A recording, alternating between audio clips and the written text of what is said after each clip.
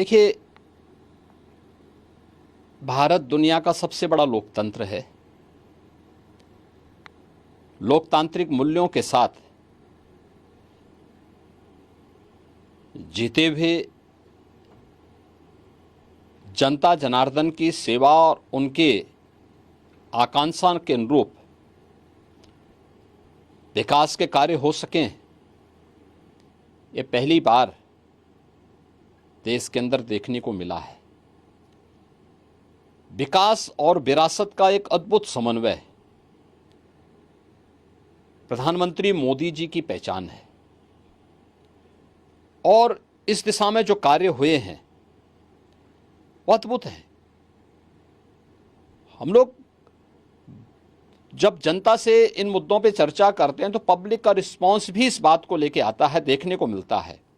खासतौर पर जिन मुद्दों पर पब्लिक का बेहतर समर्थन मिल रहा है, एक इंफ्रास्ट्रक्चर का हाईवे लगभग दुगने हुए हैं। यानी देश के अंदर 70 वर्षों से अधिक समय तक जितने हाईवे थे, आज़ादी के पहले और आज़ादी के बाद 2014 तक, मात्र 10 वर्ष में उसके लगभग दोगुने हाईवे का निर्माण इस दौरान हुआ। एयरपोर्ट देश के अंदर 2014 तक मात्र 74 एयरपोर्ट थे, आज 150 से अधिक एयरपोर्ट हैं। एम्स, कांग्रेस के समय एक एम्स बना। सरदेव अटल जी ने अपने समय में 6 नए एम्स की स्थापना की आधारशिला रखी और मोदी जी के समय 7 एम्स से बढ़कर के आज संख्या 22 हो गई है। ऐसे ही IIT, IIM, IIIT, इन सब के विस्तार के लिए 1 डिस्ट्रिक्ट 1 मेडिकल कॉलेज, हर घर नल की योजना, ये विकास की एक नई गाथा और विकसित भारत की आधारशिला इसके माध्यम से देश के अंदर बनी है। तो पहली बार देश ने विरासत का सम्मान भी सरकार के स्तर पर होते हुए देखा है और ये अद्भुत है। आपने उसकी मिसाल देखी होगी, काशी में काशी विश्वनाथ धाम, महाकाल में महालोक का निर्माण, उत्तराखंड में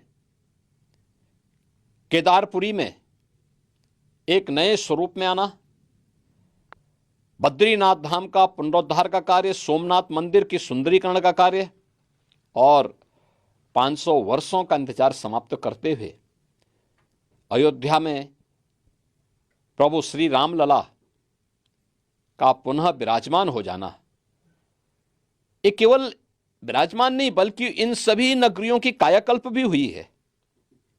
काशी में अगर आप देखेंगे, पहले 50 लोग एक साथ वहां पे बाबा विश्वनाथ जी का दर्शन नहीं कर पाते थे। आज 50,000 लोग एक साथ भी आ जाएं, कोई समस्या नहीं। अयोध्या में पहले 500 लोग अगर अयोध्या में आ जाएं तो बड़ा संकट खड़ा हो जाता था। आज 5 लाख लोग एक साथ आ जा रहे हैं, कहीं कोई समस्या नहीं।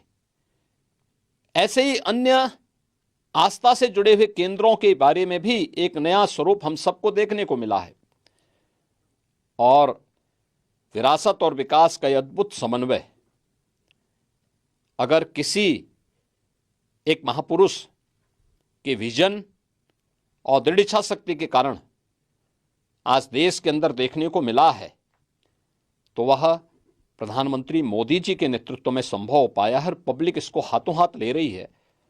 जनता जनार्दन इन मुद्दों को अपना पूरा समर्थन दे रही है, पूरा समर्थन दे रही है और मेरा मानना है कि जनता जनार्दन का यह समर्थन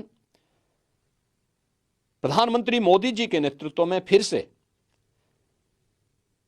प्रचंड बहुमत की सरकार बनाने के लिए जनता के आशीर्वाद में बदलेगा। सर, क्या आप ये दावे से कह सकते हैं कि फिर से एक बार मोदी जी के नेतृत्व में प्रचंड बहुमत के साथ सरकार बनने जा रही है? हाँ, मेरा ये मानना है कि जनता जनार्दन का जो अपार स्नेह मोदी जी को प्राप्त हो रहा है, पूरे देश के अंदर उस अपार स्नेह को ध्यान में रखते हुए हम इस बात को कह सकते हैं कि जो देश के अंदर स्वर गूंज रहा है कि फिर एक बार मोदी सरकार